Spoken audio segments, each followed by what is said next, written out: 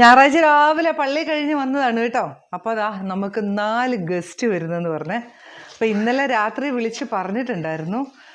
കല്യാണം കഴിഞ്ഞ പുതിയ പെണ്ണും ചെറുക്കനും ഒക്കെയാണ്. എന്നെക്കൊണ്ട് പറ്റുന്ന പോലെ രാവിലെ 3 മണിക്ക് എഴുന്നേറ്റ് എല്ലാ സാധനവും ആക്കി വെച്ച് പള്ളി പോയി തിരിച്ചു വന്നിട്ട് ബാക്കി പണിയും കൂടെ ചെയ്യുക കേട്ടോ. ഇതാ ഞാൻ ചെയ്തത് എന്നാണെന്നറിയോ, ഇത് അപ്പം ചുട്ടുകൊണ്ടിരിക്കുക. കള്ളപ്പം ഉണ്ട്, അതുപോലെ തന്നെ കപ്പയും ഉണ്ട് കേട്ടോ. പിന്നെ പഴം പുഴുങ്ങി വെച്ചു, ചിക്കൻ കറിയും വെച്ചു, ബീഫ് കറിയും വെച്ചു. അതെല്ലാം ഡൈനിങ് ടേബിളിലെല്ലാം എടുത്തു വെച്ചു കേട്ടോ. ഇനിയിപ്പോൾ ദാ ബീഫ് ഫ്രൈ ആയിക്കൊണ്ടിരിക്കുന്നു. ഈ ബീഫ് ഫ്രൈക്ക് ഒരു പ്രത്യേകത ഉണ്ട് കേട്ടോ.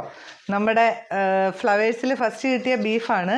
കപ്പയ്ക്കും ഒരു പ്രത്യേകതയുണ്ട്. നമ്മുടെ മുക്കങ്കാർക്കൊക്കെ പലർക്കും ഉണ്ടാക്കി കൊടുത്തിട്ട് അവർക്ക് എല്ലാവർക്കും ഇഷ്ടപ്പെട്ട കപ്പയാണ്. പുതിയ പെണ്ണും ചെറുക്കനും ഒരു മധുരം കൊടുക്കണ്ടേ. അലടപ്രഥമം താണ്ട ചേട്ടൻ ഇളകിക്കൊണ്ടിരിക്കുന്നു. ഇനിയിപ്പം നമ്മുടെ അപ്പവും കൂടെ എല്ലാം ചുട്ട് കഴിഞ്ഞാൽ അതാ അവരിപ്പം എത്തും. അപ്പോൾ അങ്ങനെയാണ് ഇന്നത്തെ രാവിലത്തെ തിരക്കിട്ടൊരു പരിപാടി. അപ്പം നിങ്ങളെല്ലാവരും ബ്രേക്ക്ഫാസ്റ്റ് കഴിച്ചോ?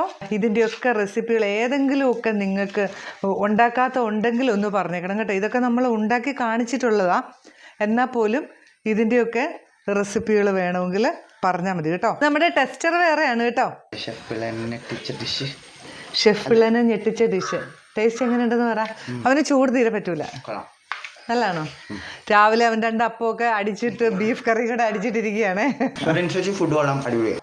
അപ്പോൾ എല്ലാവർക്കും ഒരു നല്ല ദിവസം, നല്ല സൺഡേ ആശംസിക്കുന്നു. ഓക്കേ.